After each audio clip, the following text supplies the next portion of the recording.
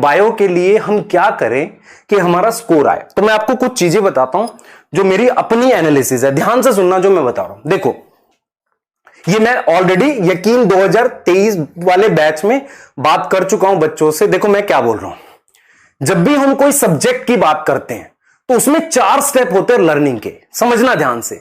जैसे सबसे पहला स्टेप क्या होता है, जिसे हम कहते हैं फर्स्ट लर्निंग। फर्स्ट लर्निंग का मतलब यह हुआ कि मैं आपको चैप्टर पढ़ा रहा हूं, आप चैप्टर देख रहे हो, चैप्टर के नोट्स बना रहे हो और सारा आपको समझ आ रहा है। पहला पॉइंट तो यह हो गया, सारा समझ आ रहा है। दूसरी चीज क्या है, समझ आने के बाद वो चीजें आपस में आपको रिलेट भी हो रही हैं। क्लियर है? ये वो स्टेप है। अगर इसमें गड़बड़ है, मैं फिर रिपीट कर रहा हूं, ये पहला स्टेप है किसी भी एग्जाम को क्वालिफाई करने का, फर्स्ट लर्निंग। अगर इस स्टेप में गड़बड़ है और ये लर्निंग प्रॉपर नहीं हुई तो आप कुछ भी कर लो, सिलेक्ट नहीं हो सकते। रीजन क्या है? अगर इस लर्निंग में कमी है, यहां पर बेटा रोल है एक्सपीरियंस टीचर्स का, क्योंकि एक्सपीरियंस टीचर जानते हैं कितना पढ़ाना है, कैसे पढ़ाना है और क्या चीजें आती हैं एग्जाम में। जैसे मैं आपको क्लियरली बताऊं कि मनीष दुबे सर का जो मतलब माइंड मैप के थ्रू पढ़ाते हैं, या मान लो हमारे पास एमआर सर पढ़ा रहे हैं, या मैं पढ़ा रहा हूं, या आपके सर्वेश सर है, पंकज सर है, बहुत सारे लोग जो हैं उनका एक्सपीरियंस यहां काम आ रहा है। वो क्या कर रहे हैं, वो फर्स्ट लर्निंग को स्ट्रांग बनाने की कोशिश कर रहे हैं। इसीलिए क्या होता है कि हमारे बैचेस जो होते हैं, यकीन की बात कर लेते हैं, उसमें हमारे लेक्चर्स काफी होते हैं।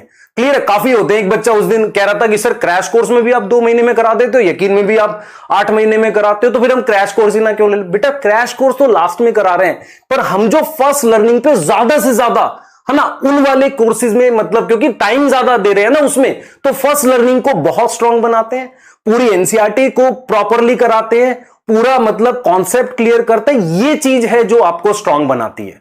अब फर्स्ट लर्निंग में हम एनसीईआरटी है, कॉन्सेप्ट की क्लियरिटी और कुछ बेसिक क्वेश्चन डीपीपी के, ये आपकी पहली लर्निंग कंप्लीट करती है। दूसरा स्टेप होता है बेटा मेरे पास इम्बाइबिशन ऑफ कॉन्सेप्ट। मतलब क्या हुआ, आपने पहली बार लर्न कर लिया, लेकिन आपने 2 कॉन्सेप्ट को पैरेलल रख के उसको एनालाइज नहीं किया है अभी, है ना। तो आप एनालाइज करने लगोगे और उसको डीप फील करोगे कि हाँ ये ऐसे जुड़े हुए हैं। इसके लिए हमको क्या करना होता है बेटा, हम अलग अलग टाइप के क्वेश्चंस कराते हैं जिनसे मिसकंसेप्शन हटती है। जैसे मैं स्टेटमेंट बेस्ड बहुत सारे क्वेश्चंस कराता हूं जिससे आपकी मिसकंसेप्शन हटेगी, क्योंकि ये फिर वही बात आती है एक्सपीरियंस से। तो ये जो पहले 2 स्टेप है, पहला लर्निंग, दूसरा आपकी मतलब कॉन्सेप्ट को अपने अंदर एकदम जमा लेना। कैसे जमाएंगे? हम अलग अलग स्टेटमेंट बेस्ड क्वेश्चंस कराएंगे जिससे मिसकंसेप्शन हटेगी आपकी, है ना। डीप लाइन एनसीईआरटी की एक्सप्लेन करते हैं और क्लास में भी रिवीजन करते हैं। ये काम हम कर रहे होते हैं। तीसरा क्या है बेटा, जो आपका स्टेप है वो है हमारे पास रिवीजन। अब रिवीजन के लिए बेटा हम लोग के पास कई टूल्स होते हैं। जैसे हम कुछ ट्रिक्स दे देते हैं, कुछ शॉर्ट नोट्स दे देते हैं, कुछ चीजें हम क्लास में भी रिवाइज करते हैं, और कुछ हम क्या करते हैं बेटा, चैप्टर वाइज टेस्ट देते हैं। क्योंकि चैप्टर वाइज टेस्ट में क्या होता है, आप ये दोनों चीजों को यूज करके कंबाइन वो बना पाते हो। ये चीजें हमें करनी होती है। तो मैं अगर आपसे कहूं कि आपके बायो में पूरे कैसे आ सकते हैं, सबसे पहले स्टेप पे बहुत ध्यान रखना है, अच्छे से चीजों को समझना है। इसीलिए कह रहा हूं लेक्चर देखना जरूरी है। अगर आप दोबारा भी ड्रॉप कर रहे हो, लेक्चर देखना जरूरी है। क्लियर है? उसके बाद मैं आपको यह कह रहा हूं कि भाई अपने मिसकंसेप्शन हटाने हैं। मिसकंसेप्शन क्या होते हैं, हम आपको ये पढ़ाते हैं ये होता है, लेकिन कई बार ये तो नहीं पढ़ाते, ये नहीं होता, तो उसके क्वेश्चंस बना देते हैं हम, उससे आपको आइडिया हो जाता है। जैसे मान लो बहुत सारी लाइन एनसीईआरटी में मिनरल न्यूट्रिशन में लिखा हुआ है कि नाइट्रोजिनेस सिर्फ प्रोकैरियोट्स में होता है। ऐसी बातें अगर मैं स्टेटमेंट में दे दूं तो आधे बच्चे गलत कर देंगे, है कि नहीं। तो ये वाली चीजें जो हैं आपको मतलब मुझे क्या करनी है, स्ट्रॉन्ग करनी है। उसके बाद बेटा फिर हमारे पास रिवीजन के तरीके हैं, शॉर्ट नोट, माइंड मैप है, चैप्टर वाइज टेस्ट है। चैप्टर वाइज टेस्ट इस बार और ज्यादा कराए जाएंगे आपके, ताकि ज्यादा से ज्यादा आपको उस चैप्टर्स की रिवीजन हो।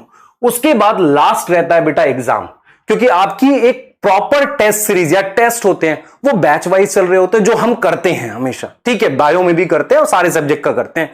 उसके बाद हम लोग नीट की टेस्ट सीरीज कराते हैं। हम क्या कराते हैं बेटा, नीट की टेस्ट सीरीज कराते हैं अलग से, है ना। और उसके अलावा बेटा एडिशनल टेस्ट भी देते हैं। तो ये 4 स्टेप है, और इस स्टेप की ये ध्यान से सुनना बेटा, ये जो 2 स्टेप है इन्हीं में आपके डाउट्स आते हैं बहुत ज्यादा, है ना। इसके अराउंड मतलब आप देख सकते हो अपना डाउट इंजन भी है, कई तरीके हैं डाउट बताने के, तो इसके अराउंड डाउट आते हैं। ये जो 2 स्टेप्स हैं, अगर आपके यहां डाउट आ रहे हैं, मैं फिर बोल रहा हूं, जैसे आप अभी टेस्ट सीरीज दे रहे थे और आपके डाउट्स आ रहे थे। डाउट्स नहीं आने चाहिए बेटा, टेस्ट सीरीज में डाउट्स नहीं आने चाहिए जो आखिरी में चलती है, उसमें मिस्टेक्स होती हैं।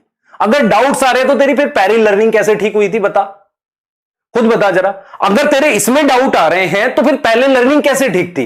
तो जो स्टार्टिंग की लर्निंग होती है, मेरी बात समझ ध्यान से, उसकी क्लियरिटी होना जरूरी है। और उसमें बेटा हमेशा एक्सपीरियंस टीचर्स का फर्क पड़ता है।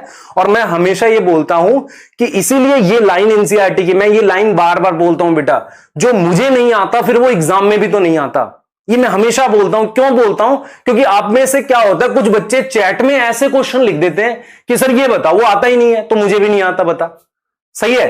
तो बायो में 360 कैसे आएंगे? आपको मेरे साथ, या मैं कह रहा हूं कि हमारे टीचर्स के साथ प्रॉपरली एक एक लाइन एनसीईआरटी की सीखनी पड़ेगी।